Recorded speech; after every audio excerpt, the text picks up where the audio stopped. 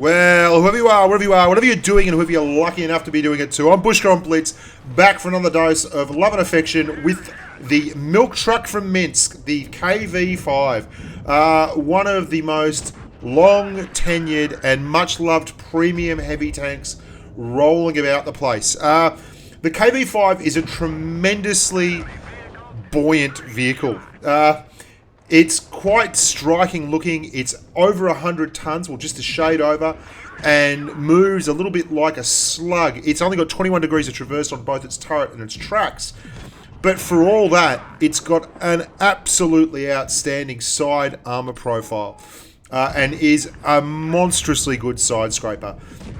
It struggles a little bit if you're in the open field, simply because it's got a couple of Star Wars characters rigged on the front, a couple of R2-D2 lookalikes, and you'll see those in a wee while. I'll slow down a little bit of video and you can get a good look at them, and they're very big weak points. For all that though, if you can find a nice square block, rock, house, hut, or bit of concrete and side scrape off it, you can be almost impervious from the side, regardless of penetration values in the tanks you're fighting.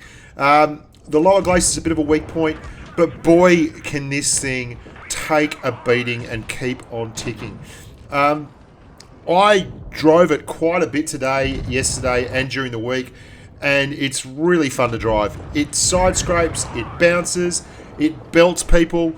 It's got a wonderful gun. The gun is, while not distinctly Tier 8 heavy, usually you get about a 400 alpha gun on the IS-3 Defender, the IS-6, the T-34. It's very, very high rate of fire for a heavy tank. The 107mm ZIS 6M, which I ran the tank with, has 6.5 rounds a minute, and much like the IS-6 that you can see there, very poor penetration numbers. 167mm a pen on your AP and 219 on your APCR. But I found that more than adequate to do the job, and I did drop down. I tested a couple of times the 107mm ZIS 6D, not the 6M, and you lose about 0.6 of a round per minute and gain a whole lot of penetration. Now, both guns are very, very efficient and both can get the job done. I just went with the one that had a lower penetration number and higher rate of fire for that little bit of extra oomph on my DPM.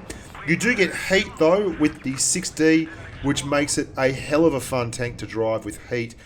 Heat being the magic all-purpose cut through anything kind of ammunition at the moment. Not sure what's happened with the ammo mechanics there, but it's certainly doing the business these days. It's got a 1200 horsepower engine, but because of the 100-ton weight on the tank itself, it doesn't really get around the traps too quickly traverse-wise. It does have a top speed of 40 kilometers an hour, and it will get up there for you.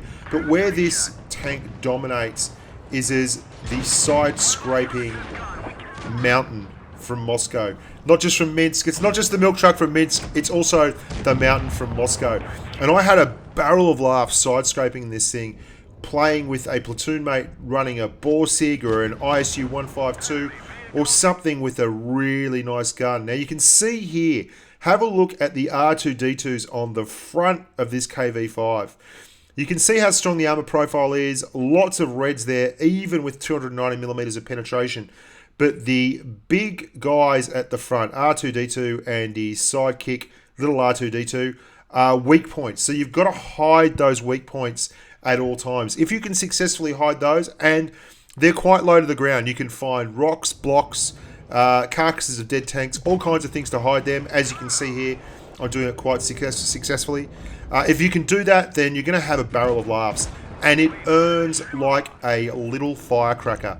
They've really buffed the earnings on this. I was getting 90,000 credits for good first class games and averaging probably about 65, maybe even 60,000 credits a game very, very comfortably for your average like 2,000 damage games. I highly recommend it. Great fun drive, very good premium tank, and well worth the effort. So if you've been on the fence equivocating about it, well worth a go, and it's very distinctive and a whole lot of fun. It's a real meat axe. The KV5, the milk truck from Minsk, I love it, you love it.